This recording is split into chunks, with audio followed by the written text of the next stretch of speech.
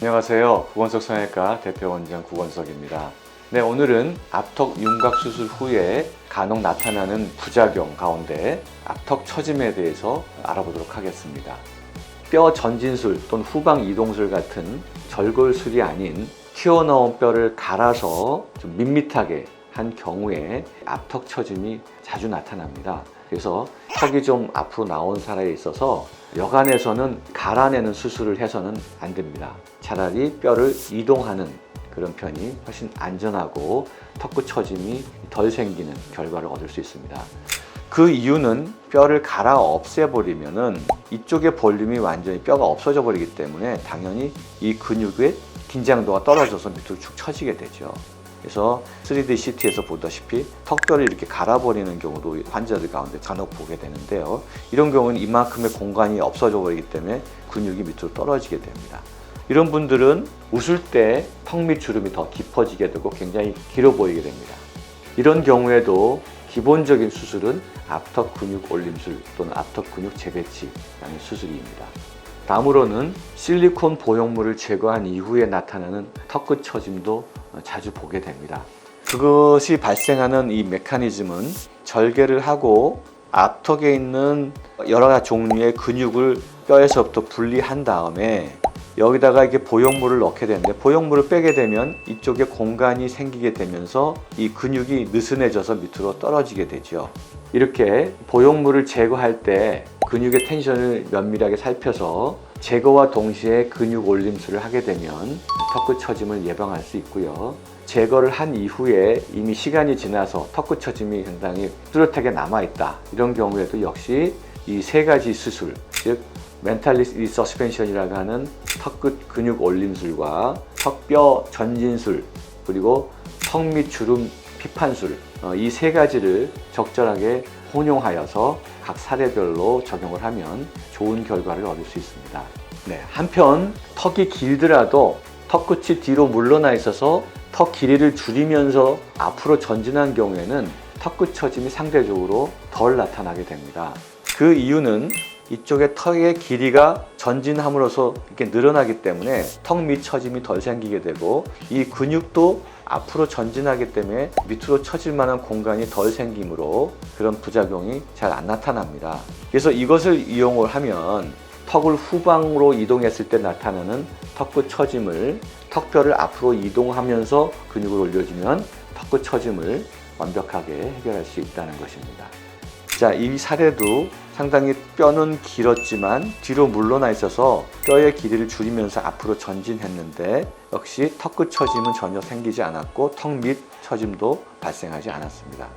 이와 같이 턱끝 처짐이 발생했을 때 해결 방안은 주로 이 세 가지 수술법으로 해결을 하는데 앞턱 근육 재배치라는 한 가지 방법만으로도 해결되는 경우가 대부분이고요. 아주 심한 경우에는 턱뼈 전진술이나 턱 밑 피판술을 같이 적용을 해야 되는 경우도 있습니다. 그래서 환자의 상태를 면밀하게 잘 살펴서 그 수술 방법을 선택을 해야 되겠습니다. 이 앞턱 근육 재배치 그리고 처짐을 해결하기 위해서 아까 세 가지 수술의 복합적인 적용 등을 언급한 그 논문들이 이렇게 많습니다. 그래서 베리 M. 자이드라는 분은 1989년도에 잇몸뼈에 구멍을 내서 앞턱 근육을 위로 올리는 이런 멘탈 리서스펜션에 대해서 발표를 한 바가 있습니다.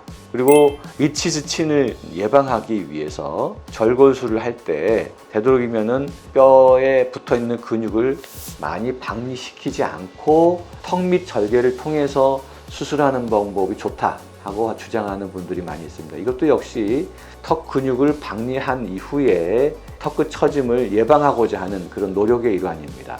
그리고 논문에서는 이렇게 턱 근육을 이동을 해서 고정한 곳에 이 핀에다가 이 멘탈리스 머슬이나 이 앞턱 근육을 여기 핀에다 고정시켜서 처지는 것을 예방하는 그런 방법을 주장하기도 합니다. 아까 제 사례에서 보여드렸다시피 턱이 길고 뒤로 물러나 있는 경우에는 단순히 턱 길이만 잘라내면은 역시 턱끝 처짐이 발생하기 쉽기 때문에 길이만 자르는 것이 아니고 자른 턱 끝부분을 앞으로 이어붙여서 전진술을 함으로써 턱끝 처짐을 예방할 수 있다 하는 것을 주장하는 사례입니다. 이렇게 턱을 잘라서 자른 끝에 조각을 앞부분에 대주는데, 앞부분에 뼈를 대주기 전에 턱끝 근육을 자른 단면에다 먼저 걸어주고 그 다음에 뼈를 앞부분에 대줌으로써 턱 근육이 밑으로 처지는 것도 예방하고 텐션을 계속 유지할 수 있어서 턱끝 처짐을 예방하면서 이게 팽팽한 턱선을 유지할 수 있다는 얘기입니다. 그 외에도 또래 같은 분들은 입안의 작은 절개를 통해서 실로 이 앞턱 근육을 이렇게 끌어올려서 처진 앞턱 근육을 끌어올리는 방법을 주장하기도 합니다. 그러나 저의 경우는 이 시술법으로 시도를 했을 때 유지 기간이 상당히 짧은 것을 경험을 했습니다. 이유는 뭐냐면 이 근육끼리는 봉합이 되지만 끌어올린 근육을 어느 곳인가 고정시키는 고정 포인트가 없기 때문에 근육끼리만 서로 이어 묶어놨기 때문에 근육 묶기만으로는 좀 지속기간이 좀 짧다 하는 것을 말씀드리고 싶습니다. 그 외에도 근육 올림술, 그 다음에 턱뼈 전진술 이런 것을 했지만 턱 밑 주름이 여전히 깊이 남아있는 경우에는 그것만으로 좀 부족한 경우를 자주 보게 됩니다. 그래서 턱 밑 주름이 너무 깊이 이렇게 겹쳐 있는 경우에는 턱 밑 피판술을 함으로써 주름을 완화시킬 수 있다는 것입니다. 그래서 이런 경우에는 상당히 이 처짐이 심한 경우에 나타나는데요. 이런 방법도 같이 시행해 볼 수 있다 하는 것을 참고하면 되겠습니다.